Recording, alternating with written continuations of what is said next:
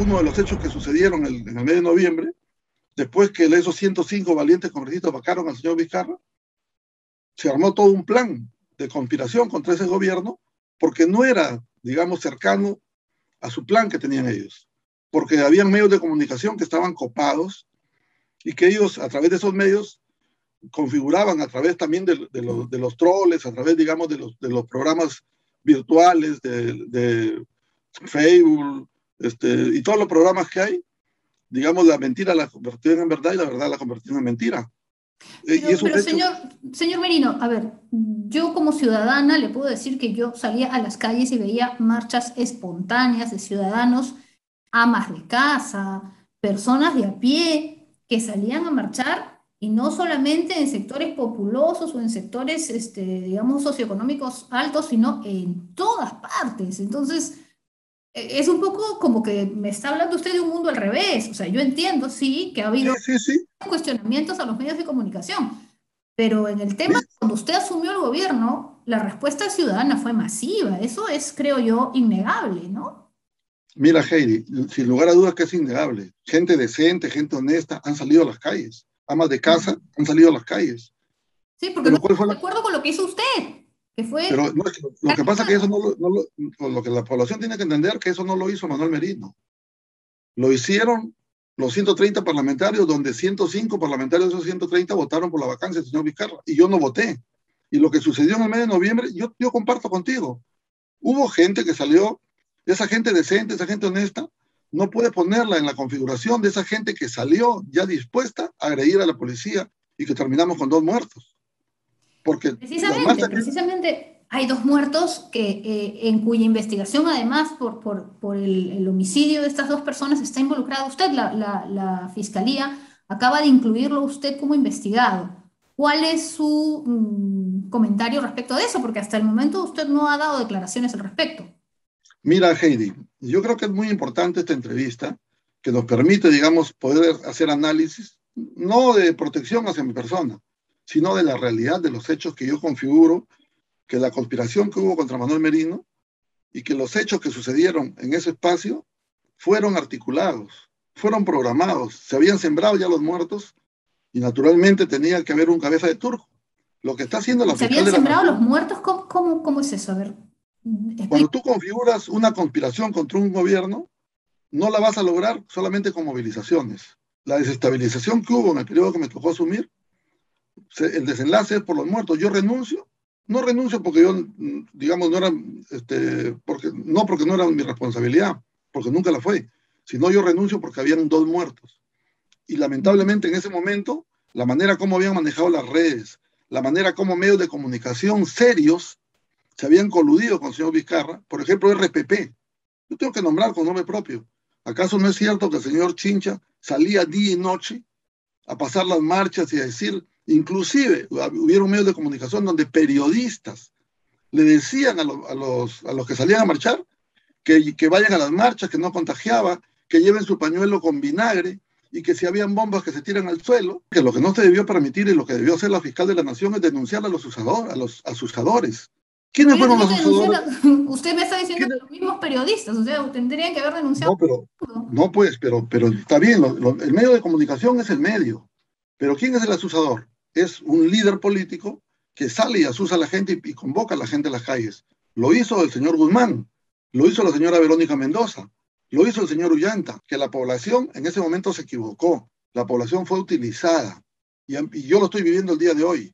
No de hoy día, sino luego de los hechos que acontecieron, cuando se puso al descubierto que el Perú era el país que peor había manejado la pandemia, que teníamos un millón de habitantes el más alto del mundo y que estábamos con una economía quebrada, con miles de puestos de trabajo perdidos y que cuando estábamos en confinamiento, lamentablemente se asusó a la gente que tenía medidas restrictivas y a eso apañaron el doctor Huerta, por ejemplo, un medio de comunicación que salía a decir que las marchas no contagiaban. Primero se me pretendía denunciar porque yo había mandado a matar y luego de hacer las investigaciones de casi un año, 11 meses, donde han convocado a los ministros, han convocado a la Policía Nacional, han convocado, me ha personado yo a dar mis declaraciones, ahora la fiscal de la Nación ya no me denuncia, porque no, yo no mandé a matar, sino por omisión.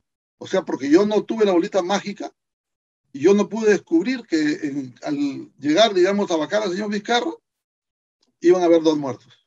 Se tiene que haber encontrado responsables, yo entiendo. Y si han habido malos policías que han hecho mal uso de su función, se les tiene que sancionar.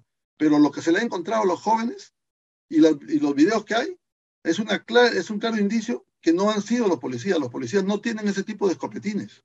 Los policías tienen balas de goma. Sin embargo, ahí han habido perdigones. Y si han sido malos policías, que se les sancione. Pero no se puede pretender denunciar al presidente de la República en un hecho que su expertise no es de seguridad.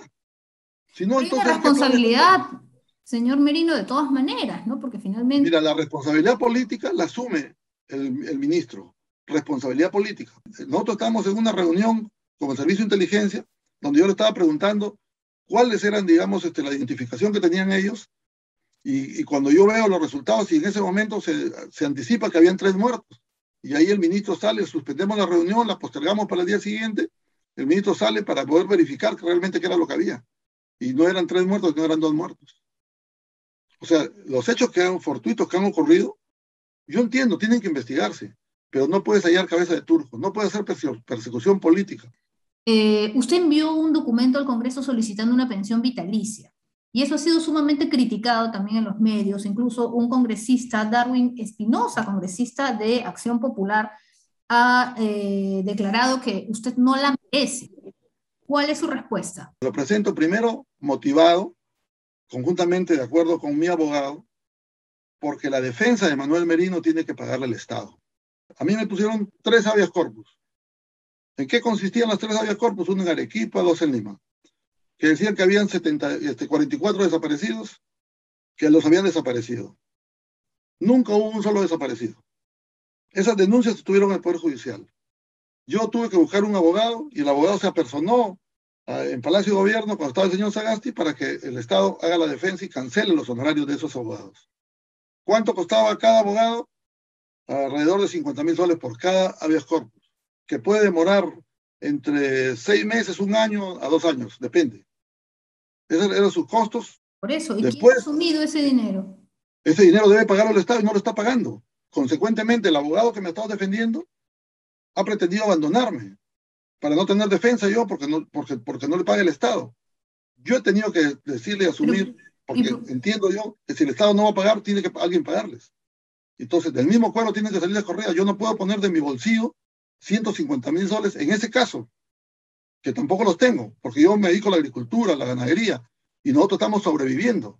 usted entonces nos dice que el dinero es para pagar los abogados, pero digamos, cuando se acabe el juicio, Mira, la decisión va a ahí, continuar ahí, porque ahí, usted hay, la va a tener de manera ahí, vitalicia. ahí hay 2 cosas. Ahí hay 2 cosas. Primero, que son más de 330.000 soles, que por lo menos son 4 años para pagar esa plata. Y segundo, que yo estoy armando una ONG que va a ser estrictamente de apoyo social para poder destinar parte de esos recursos a hacer apoyos sociales en los sitios más vulnerables, fundamentalmente en la región donde yo soy. Ya estoy preparando un proyecto que va encaminado. Y si esa pensión no se da, que no se dé, pero que tampoco se le dé al señor Sagasti, que no se le dé a nadie. ¿Por qué para un lado sí, por qué para el otro lado no? Al contrario, yo perdí la banda presidencial por la movilización de las calles. El señor Sagasti ganó la banda presidencial en las calles, no en el Congreso. Y el señor Sagasti entregó la banda presidencial en las calles. El karma existe. Esa es la gran No. diferencia. ¿Karma o Carmen? No, la karma. Carmen Alba fue la que le cerró la puerta al señor Sagasti, no le cuento. No, es mentira, no le cerró la puerta. Él no podía ir al Congreso porque él había terminado su mandato. Cuando Valentín Paniagua asumió fue un tema diferente y el Congreso hizo una ley especial para que Valentín termine entregando la banda en el Palacio Legislativo. Pero usted fue presidente 5 días, ¿verdad? Así sea un día. El derecho es el derecho. O sea, aquí seamos conscientes. Naturalmente la crítica es fácil. Por 1 día, 2 días van a decir, sí, efectivamente yo también comprendo, entiendo. La decencia, la ética y la moral hay que mantenerla. Pero en este caso es un derecho que va a permitirme pagar esos gastos que me han originado esas personas que configuraron un plan para dar un golpe de Estado a un gobierno democrático que constitucionalmente le correspondía. ¿Se arrepiente de haber sido presidente? No, no me arrepiento, porque he defendido a los peruanos y estoy contento que lo que hemos hecho, los congresistas que hemos estado en ese periodo de transición, hemos defendido los intereses de todos los peruanos. Y la historia nos va a dar la razón. Yo hoy día lo vengo sintiendo. porque me encuentro con jóvenes que me piden disculpas, jóvenes que han estado en las marchas, que han sufrido, digamos, heridas en las marchas. Yo me encuentro con un joven, por ejemplo, en Estados Unidos, de La Libertad, que tenía una cicatriz en toda la parte de encima de su vista. Y me dice, yo fui a las marchas contra usted y después cuando yo he empezado a mirar las cosas, realmente nos hemos dejado llevar de las narices.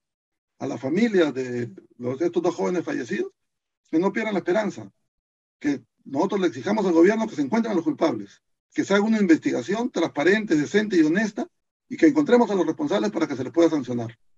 Porque yo creo que en el Perú no pueden haber muertos sin que hayan responsables.